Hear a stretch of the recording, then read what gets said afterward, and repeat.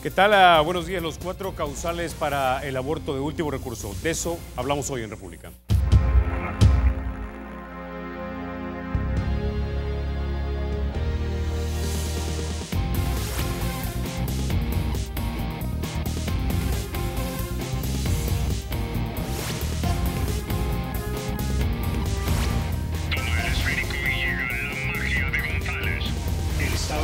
Será siempre libre e independiente y no será jamás el patrimonio de ninguna familia ni persona.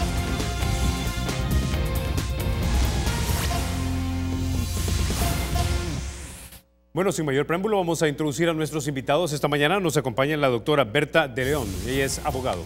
También nos acompaña el doctor Juan Carlos Lobo, ginecólogo de la Universidad de El Salvador. Bienvenidos a República. Gracias. Bueno, el día de ayer tuve 3 personas invitadas, 3 extranjeros que vienen de una organización llamada Human Life International. Estuvo con nosotros el doctor Mario Rojas y así como la señora Nancy Tosi y el señor Carlos Martínez. Ellos hablaban y exponían su caso en torno a por qué no debería permitirse el aborto básicamente en ningún caso. Uno de esos es quizás uno de los más complicados, por decirlo así, o el que más polémica despierta, y es el de el embarazo producto de una violación. Sin embargo, quiero que escuchemos algo de lo que nos dijo el doctor Mario Rojas, porque esto me sorprendió de sobremanera, porque he leído y he escuchado diferentes opiniones sobre este tema, y es el caso de muertes de mujeres por embarazos. Escuchemos lo que nos dijo el señor Mario Rojas. En caso de la salud de la mujer y cuestiones, el día de hoy la ciencia ha avanzado de tal forma de que las posibilidades, Carlos, de que pueda morir una mujer producto de un parto son mucho menos de lo que eran tal vez hace unos años atrás. Bueno, doctor Lobo, entonces vamos a comenzar con usted, porque ya escuchamos lo que dijo el señor Rojas, básicamente que es improbable, no sé si decir imposible, que una mujer pueda morir por alguna complicación o por la condición de estar embarazada.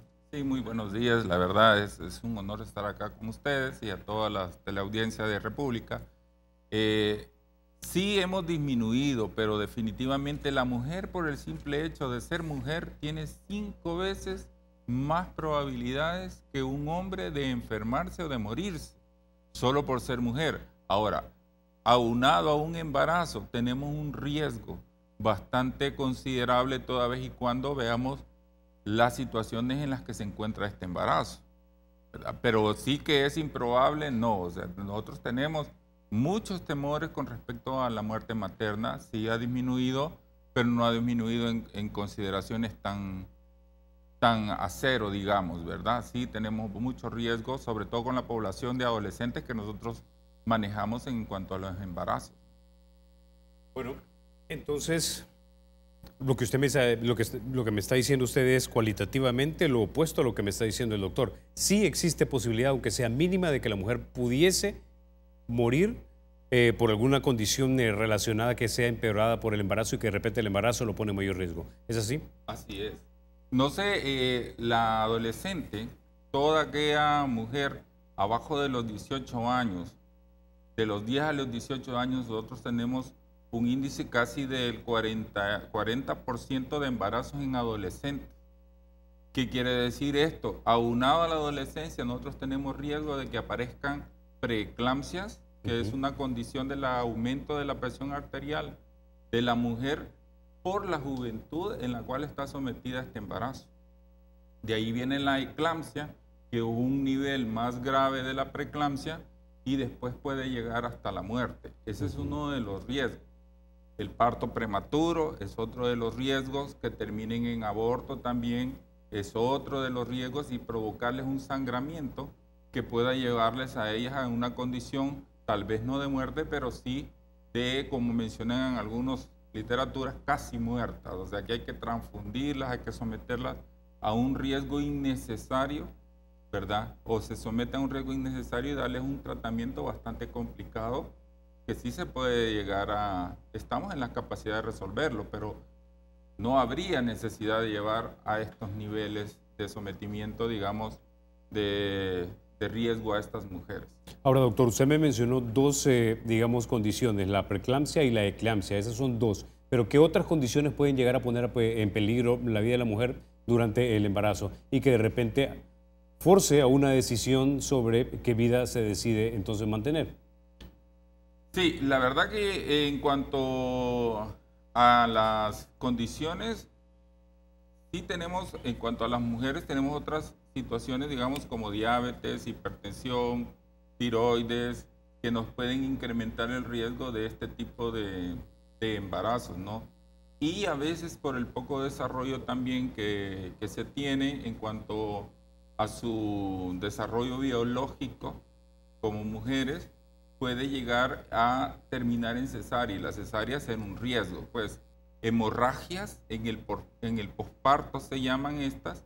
Después del parto, ellas pueden quedar en un riesgo de hemorragia y llegar a casi muerta o morirse, pues definitivamente. Los prematuros es otra de las situaciones que también se puede llevar y que pueden ir con hemorragias también o infecciones que pueden llevarlas al borde de la muerte.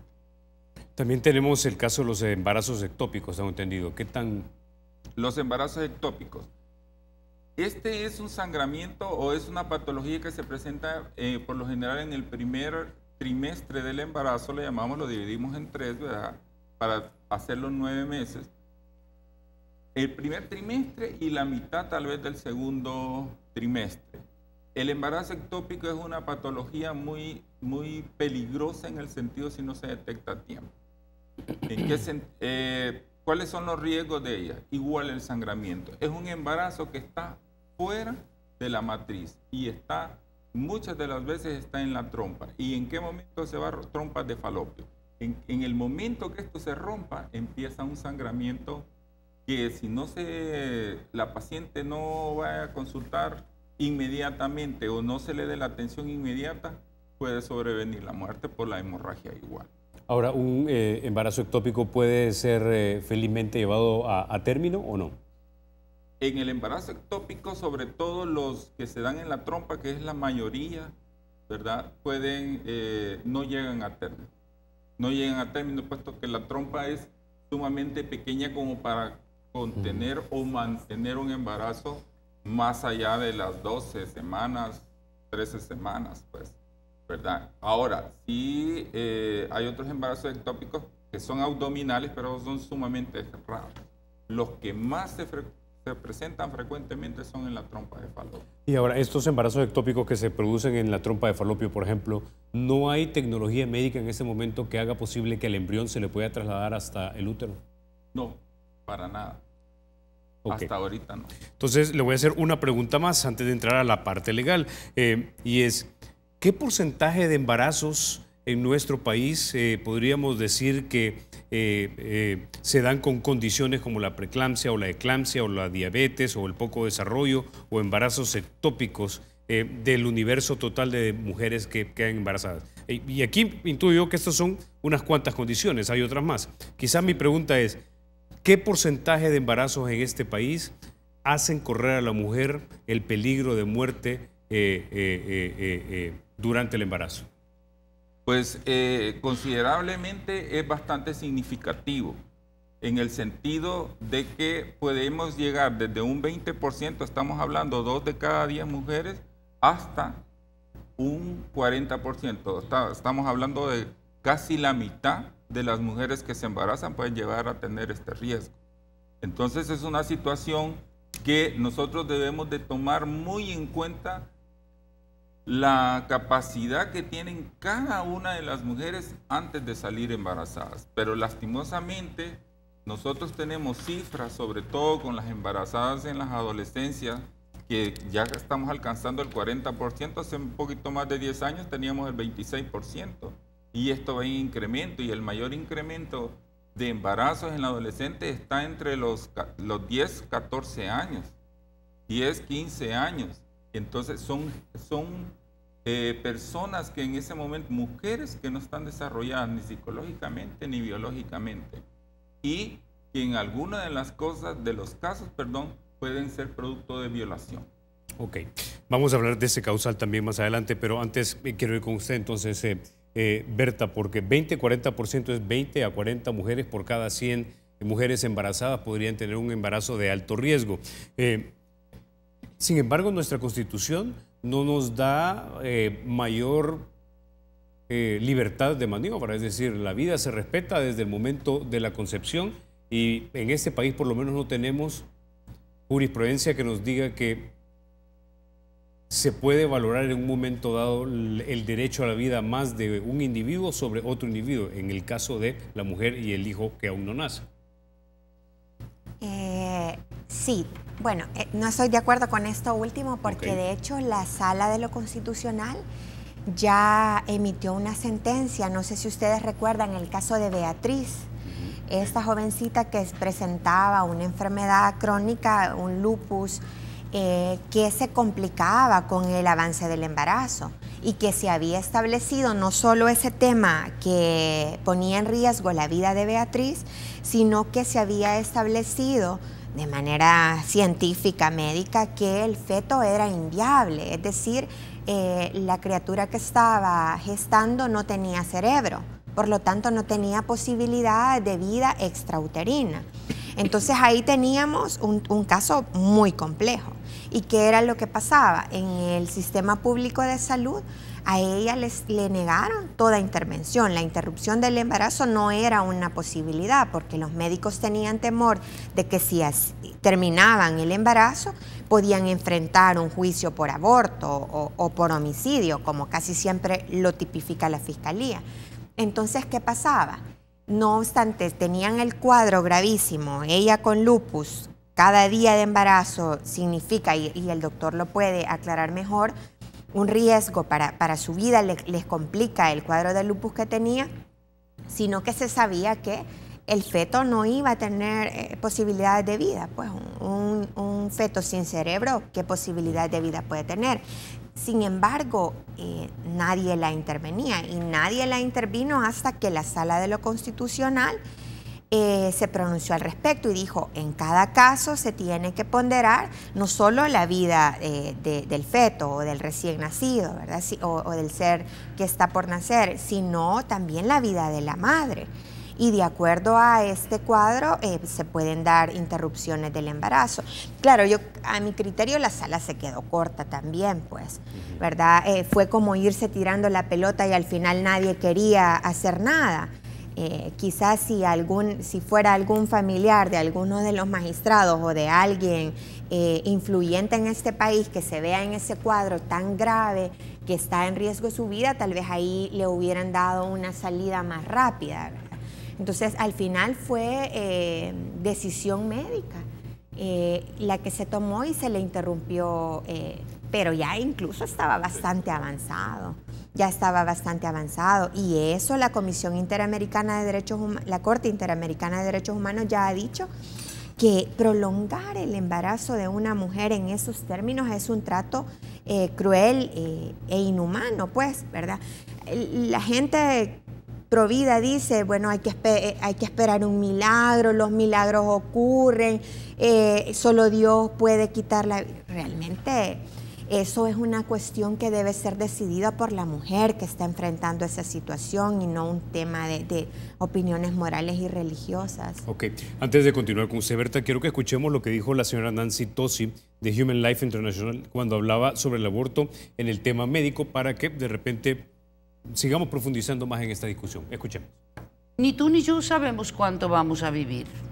Esto quiere decir que aquel niño que viene con un problema y que supuestamente, médicamente hablando, no va a vivir después de haber salido del vientre de la madre, ¿por qué tenemos que acabar con su vida antes? Si acabo de decirte que esto le va a causar un gravísimo daño a la madre y además vamos a matar a una persona. Te plantea el debate ya más en términos éticos. Sí, totalmente. Esos siempre son los principales argumentos, pero mire, no podemos perder de vista que nosotros estamos hablando de un tema legal.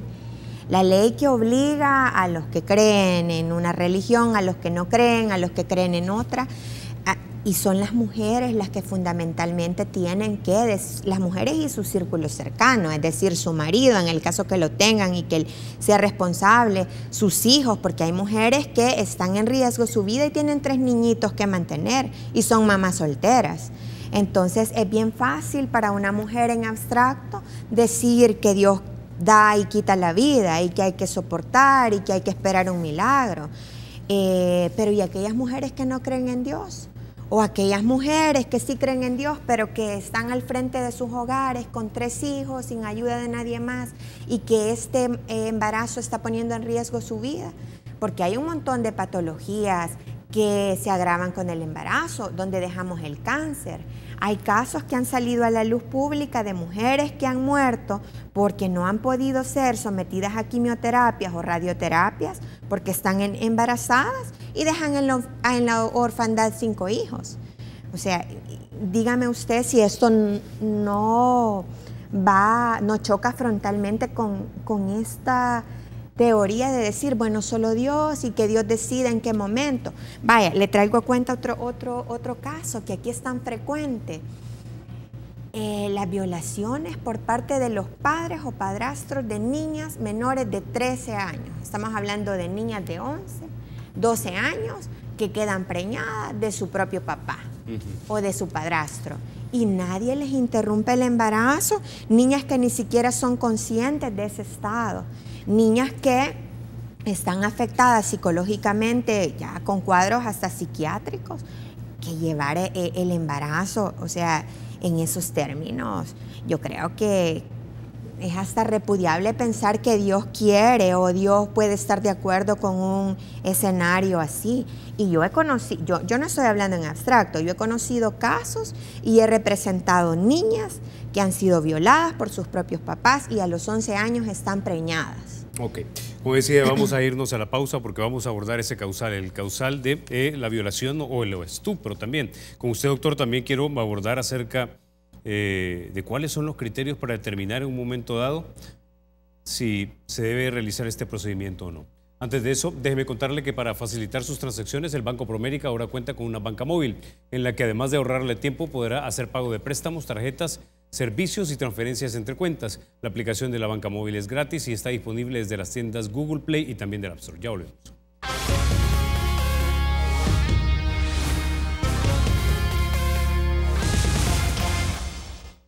Gracias por continuar con República. Doctor, quiero que antes de la primera pregunta pongamos en pantalla estos datos. Son datos de atenciones prenatales y de fallecidos según el Ministerio de Salud. Los tenemos en pantalla. Dice, son 17.793 atenciones prenatales a mujeres con enfermedades crónicas previas a su gestación. Son 389 egresos de las unidades de cuidados intensivos por complicaciones del embarazo en mujeres que padecían enfermedades crónicas y hay 36 fallecidas. Ahora, quiero ir a este que es un poco más específico, de muertes por embarazos complicados según el Ministerio de Salud, y lo vamos a poner en pantalla. Dice, son 14 mujeres las que fallecieron por complicaciones relacionadas al aborto, 13 mujeres fallecieron por embarazos ectópicos y 63 mujeres fallecieron en el marco de la actual legislación. Esos son los datos. Entonces, aunque parezcan pocos, aunque sea una, es mucho.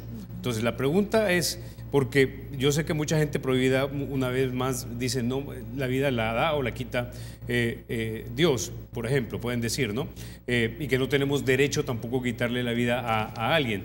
Entonces, si esta es una decisión sumamente severa y grave e irreversible, ¿cuáles son los criterios para finalmente tener que decidir? Ya la Sala de lo Constitucional dio un mandato, dijo, se tiene que ponderar los derechos básicamente a la vida de uno y de otro individuo.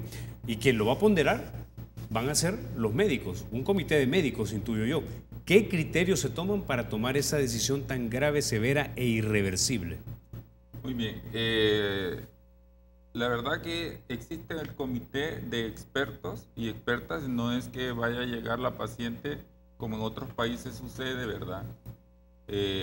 Llegan, el comité evalúa el caso muy en particular, cuáles son los factores primero. Primero la viabilidad, nosotros así le llamamos, o la sobrevida del feto. Volvemos al caso de Beatriz. que es un caso emblemático que menos mal la señora no falleció. Menos mal digo porque en realidad no necesitamos ni una mujer más muerta para tomar alguna decisión. Las decisiones son puramente basadas en literatura científica a través de las organizaciones mundiales de salud, OPS y toda la FIGO, la Federación Internacional de Ginecología y Obstetricia, en fin. Primero, ¿qué viabilidad tiene el feto? Segundo, también, o a la par, no en ese orden de prioridades, ¿verdad? Sino que también la mujer, ¿cuáles son las condicionantes de la mujer? El caso de Beatriz tiene lupus, tiene daño renal, y que con el embarazo este daño renal puede incrementar. Beatriz ya tiene un niño vivo y el feto tiene anencefalia. No va a sobrevivir ese feto, se está sometiendo a un riesgo porque ella va a fallecer, y ¿quién va a cuidar a su hijo que ya está vivo? Entonces, el concepto de salud, trayéndolo, no solo es la ausencia de enfermedad, sino es el completo bienestar físico, mental y social o psicológico. ¿Cómo está esa madre psicológicamente? Y nosotros sí necesitamos la evaluación de un psicólogo o un psiquiatra, pero nosotros como médicos en términos generales podemos sospechar si esa paciente está emocionalmente estable o no. Algunos me decían, mira, pero sí que la chica se ha reconciliado con su embarazo. Pero cuando usted va y evalúa a la chica, y como dice la licenciada, no son casos que nosotros no tengamos conocimiento claro. Cuando usted va y se ve con la chica, es una chica que está deprimida. No expresa ninguna emoción, no quiere hablar con usted, está aislada. Emocionalmente esta chica no se encuentra bien. Entonces tienen que llegar los expertos en análisis de este tipo para llegar a una conclusión. Entonces tienen que ser en conjunto, emocionalmente, físicamente y las condiciones del embarazo en las cuales se encuentra, para llegar a la decisión de decirle a la señora, mire, deberíamos de interrumpir el embarazo porque a la larga le va a causar más daño que bienestar. Y sus hijos, o usted o su esposo, ella pertenece a un grupo familiar. ¿Cómo va a quedar el grupo familiar sin ella? Y yo creo que no existe un Dios que sea tan malvado como para decir, está bien que se muera, ¿verdad?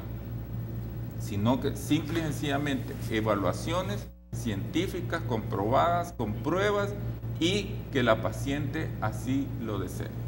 Ok, es decir, es un grupo de médicos donde está, intuyo yo, quizás un médico general, los médicos, los ginecólogos, un psiquiatra, un psicólogo, y se analiza la parte social, la parte familiar, la parte de la salud física y la parte mental. Es decir, es un conjunto de cosas la que se analiza. Y luego intuyo que se toma la decisión en conjunto con la familia, es decir, no es una decisión a la ligera. Más bien con la paciente. Con la paciente. Con la paciente o con la mujer que en ese momento está así, porque si no estamos violentando, si alguien de la familia dice, mire, no, que continúe con el embarazo a pesar del riesgo de muerte, nosotros no tenemos el poder de decisión sobre la vida de nadie. Okay. Es la paciente informada. Esa es otra de las situaciones, que nosotros debemos de estar científicamente informados en la situación que estamos de la forma más clara posible. Para que se tomen mejores decisiones. Ahora, quiero ir sobre este mismo punto que el doctor nos describió desde la parte técnica médica a la parte legal. Lo que nos han dicho, de hecho nos lo dijeron ayer, era que, por ejemplo, en México se había dado la posibilidad de que el médico en conjunto con la paciente o con la víctima decidieran si se permitía el aborto o no, porque la niña podía decir que el embarazo había sido producto de violación, por ejemplo. Es decir, el sistema, de acuerdo al abogado que nos visitó ayer, se podía prestar a ser torcido, a ser violentado, y de tal manera que se cometiera un acto ilegal. Alguien aquí le podría decir lo mismo. Entonces, ¿cómo funcionan estos comités técnicos en el hospital a la hora de determinar si a una mujer, digamos, se le permite abortar o no, desde el punto de vista legal, de tal manera de que no se estén cometiendo actos que son contrarios a nuestra legislación, sino que efectivamente se estén siguiendo todos los procedimientos de ley y que se esté respetando el espíritu de la ley, que es que efectivamente se interrumpe el embarazo porque hay una razón honesta detrás de esto. Vaya, miren, en el caso de la interrupción del embarazo por violación o por estupro, es necesario que haya una denuncia previa. Es decir, que la persona, la mujer, la niña, la adolescente que haya sido violada haya interpuesto la denuncia en la fiscalía, en la policía, en un juzgado, las formas que establece la ley para denunciar, ¿verdad? Ella o uno de sus familiares. Obviamente cuando cuando una víctima interpone una denuncia, viene un proceso, ¿verdad? Se desarrolla todo un proceso de investigación, de análisis psicológico, ¿verdad? Se hace un examen para ver si tiene el perfil de una persona que ha sufrido este tipo de percance, pues. Entonces, y a partir de eso se puede acreditar esa realidad y entrar dentro de la causal, porque son causales específicas. También mucho se escucha de que se está promoviendo el aborto y que se va a abrir todas las posibilidades, o que a las mujeres que son violadas, aunque quieran llevar adelante su embarazo, voluntariamente se les va a obligar porque va a ser esta reforma. Algo totalmente falso. O sea, primeramente tiene que contar la decisión de la mujer. Si la mujer, a pesar de haber sido violada, quiere llevar adelante su embarazo, lo va a hacer, pues, aunque ya esté establecido esa causal como forma de interrumpir el embarazo. Pero como le digo, tiene que haber una denuncia previa, ¿verdad? Tiene que haberse iniciado un proceso de investigación por parte de las autoridades, la fiscalía, la policía, medicina legal, ¿verdad? Para que no es solo decir, mire, yo fui violada y quiero interrumpirlo, no. Como dice el doctor, vaya, para las causales médicas tiene que haber un dictamen médico, ginecológico, que diga, mire, la mamá tiene esta condición y se agrava con el embarazo por estos y estos motivos específicos. Igual si la causal es por inviabilidad del feto, entonces que haya un dictamen médico que así lo establezca. ¿Y estos dictámenes tienen fuerza legal? Totalmente. De hecho, los ginecólogos y los médicos de los hospitales públicos o del Seguro Social tienen una calidad de perito permanente en los procesos penales. Entonces, basta que sea un dictamen emitido por estos profesionales, ¿verdad? Con conocimiento del caso, ¿verdad? No que solo la hayan visto una vez, para que esto pueda alegarse como una causal de interrupción del embarazo. ¿Y cómo se aseguran los más escépticos, por ejemplo, que una decisión de un comité, en el caso que había descrito el doctor, no tomó una decisión favoreciendo, digamos, a la paciente porque la paciente no quiere estar embarazada, simplemente? Mire, todos esos son procedimientos legales que si se da la reforma se van a establecer con mayor certidumbre, ¿verdad? Imagínese usted si ahorita los médicos ante un cuadro como el de Beatriz no quisieron dar el paso de interrumpirle el embarazo. Yo no veo a alguien que vaya a estar maniobrando y digamos, falsificando dictámenes para favorecerlo. Realmente no lo veo yo como un riesgo. Es decir, por ejemplo, cuando se da un dictamen de este tipo, y quizás esta pregunta es para usted, doctor, ¿hay alguna investigación o entrevista que de oficio haga algún oficial de la Fiscalía General de la República para decir, bueno, ustedes hicieron este procedimiento, vamos a revisar, vamos a entrevistar para asegurarnos que efectivamente esto es honesto y no una violación de la ley con carácter legal? Sí, yo considero que por el momento, pues como no hay ninguna causal que nos permita o permita al gremio, pues, sugerir una interrupción, ¿no? Pero en un dado caso, como dice la licenciada, se van a realizar. Ahora, como va a haber algo legalmente constituido o instituido, con llevar a cabo todo el proceso, ya es parte de una decisión.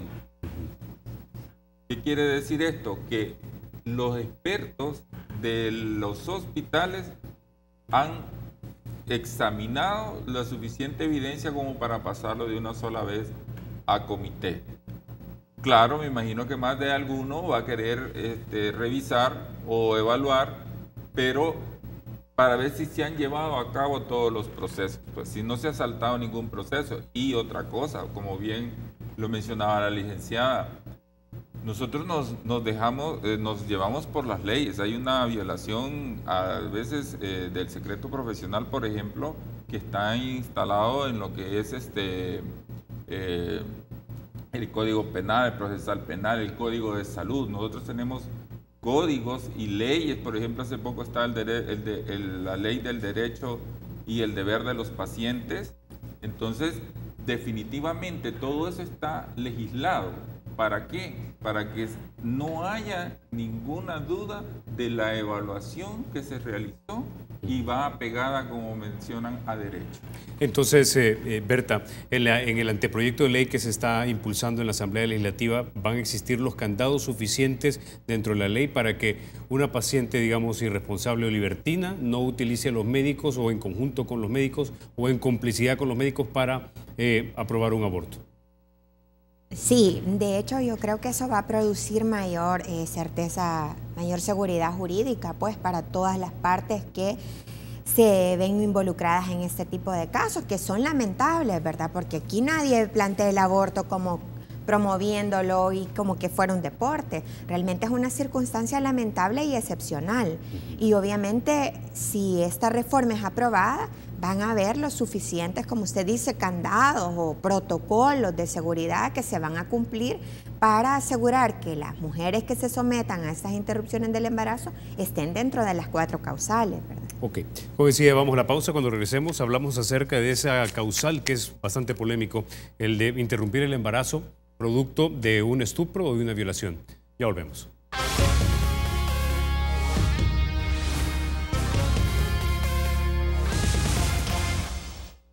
Gracias por continuar con República. Bueno, vamos ahora al causal que, digamos, despierta mayor polémica que los anteriores, y es el de un embarazo producto de una violación sexual, de trata de personas o inclusive por estupro.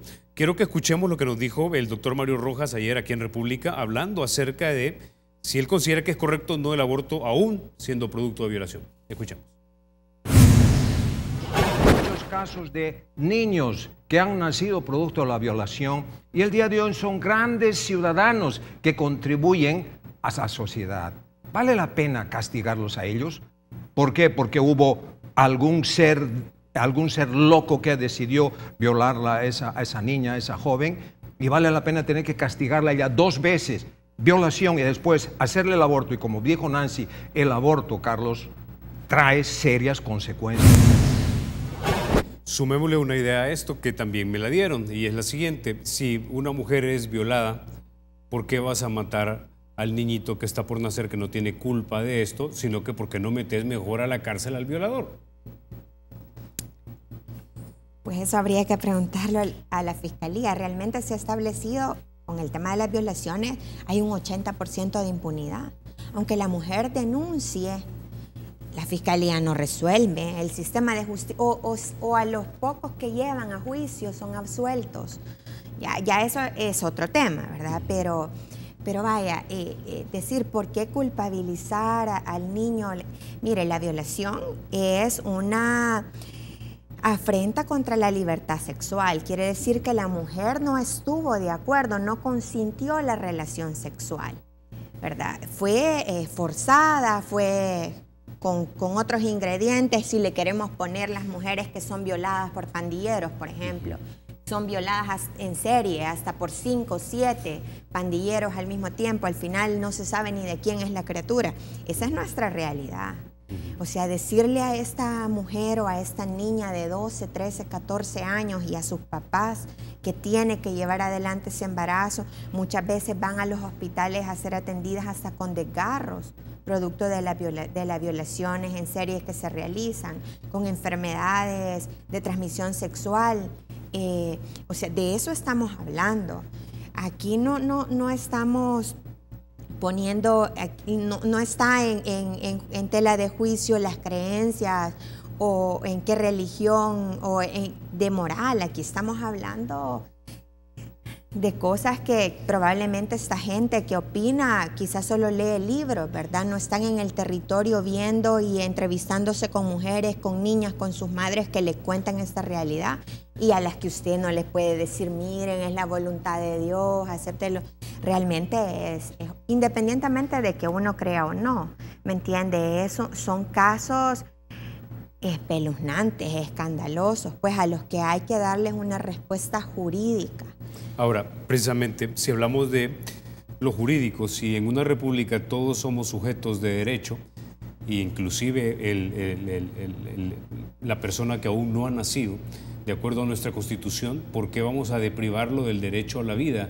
Simplemente porque fue concebido, fue producto de un acto barbárico, inhumano, de casi esclavitud, que no fue ni deliberado ni probablemente ni consciente, pero aún así, esta persona es sujeto de derechos en una república, aunque sea impopular con la madre. ¿Por qué le vamos a deprivar del derecho de vivir? Pero ahí también tendría que entrar la ponderación de, bueno, y el derecho de la madre, que no ha realizado un ejercicio consciente de decir quiero ser mamá. De hecho, ni pudo controlar el acto por el cual quedó embarazada. Entonces, y va a ser condenada a llevar toda su vida. Imagínese usted una mujer que hay mujeres hoy por hoy que no quieren ser mamás. Entonces, y que su plan de vida es respetable también y defendible y tienen libertad de hacerlo. Imagínese usted una de esas mujeres violada en la calle. Aquí eso ocurre a diario, ¿verdad? Incluso en paradas de buses, a veces la gente cree que las violaciones no son frecuentes. O sea, usted al leer expedientes judiciales, hay mujeres que han sido violadas en el centro comercial La Campana, en esos chalecitos donde venden frutas. En la noche, en una noche de tormenta, las han violado en lugares tan públicos como ese. Imagínese, dígame usted, una mujer embarazada en esas circunstancias. A mí me parece que es cruel obligarla a llevar adelante esa vida.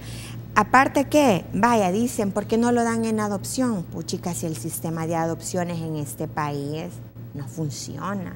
Los centros de resguardo o de protección de niños del ISNA están llenos y no los atienden bien. O sea, y ese también es otro problema. ¿Cuántas personas aquí, vaya, digamos, este doctor Rojas que dice que no merece el niño morir ni nada, estarían dispuestos a adoptar a estos niños que son producto de violación? ¿Verdad? O sea, ¿qué es lo que pasa con estos niños? O sufren maltrato toda su vida en sus hogares, o van a parar a estos hogares del ISNA, donde también las condiciones de vida son difíciles, son crueles, ¿me entiendes? Son los futuros delincuentes. Hay un montón de niños que recién saliendo de los hogares de protección del ISNA entran al sistema penitenciario. O sea, esa es la realidad que vivimos, pues. Y ahí no hay religiosos que anden también atendiendo a estos niños, encargándose de que tengan vidas dignas, ¿verdad? O sea, es un problema bien complejo. Ok, ahora doctor, vamos a este punto. Asumiendo que esto no se aprobara, bueno, que en este momento no es ley de la República, asumiendo que estuviésemos como estamos en este momento, ¿qué le hace a las mujeres que por lo menos usted ha visto de cerca el que sean obligadas a llevar una vida por dentro que fue producto de un hecho violento y traumático como una violación o el estupro? Sí, fíjese que muy interesante esa situación y la verdad que estaba poniendo atención mucho a la licenciada en cuanto a los lugares que aparentemente son seguros, pues. Emocionalmente, primero, la paciente no se encuentra bien. Es una paciente retraída, esta paciente no se quiere alimentar adecuadamente, por ende, entra en detrimento su salud y la salud de su embarazo. Y eso la vuelve más vulnerable a un embarazo, a una pérdida. ¿Por qué? Porque psicológicamente no se encuentra bien. En el Ministerio de Salud, en nuestra nación, hay lineamientos muy claros de atención en casos de violencia hacia las mujeres, en casos de violación hacia las mujeres. Y definitivamente uno de los de las cosas principales que se deben de tomar en cuenta, aparte de toda la atención que se le brinda, es la parte emocional, porque están mayormente afectadas. ¿Por qué? Porque en un dado caso, estas niñas o estas chicas o estas mujeres llegan a pensar o pueden llegar a suicidarse. En el 2013 hubo 9 suicidios.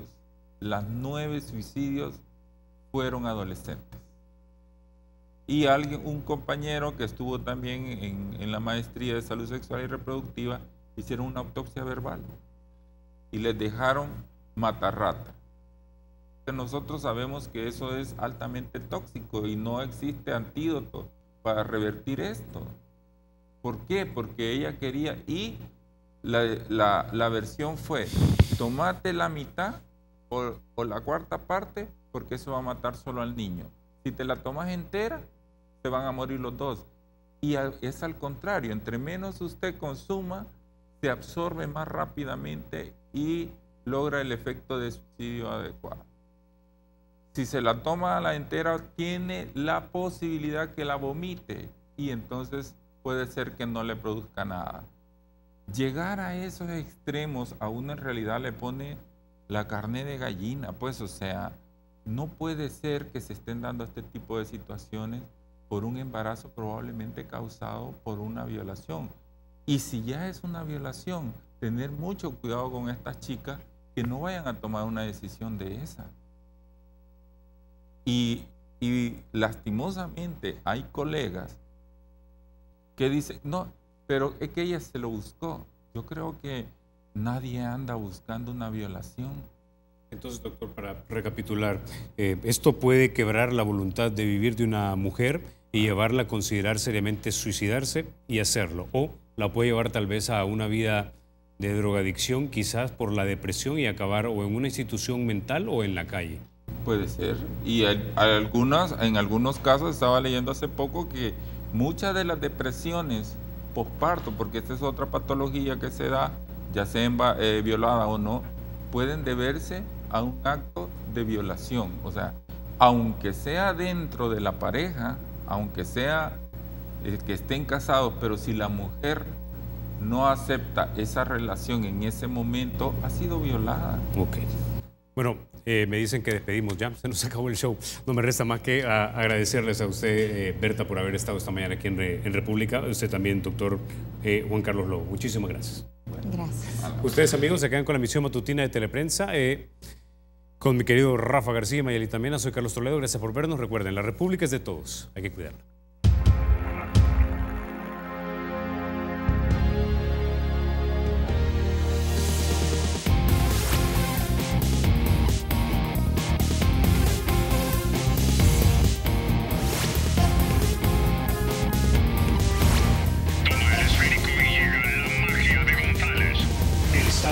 Será siempre libre e independiente y no será jamás el patrimonio de ninguna familia ni persona.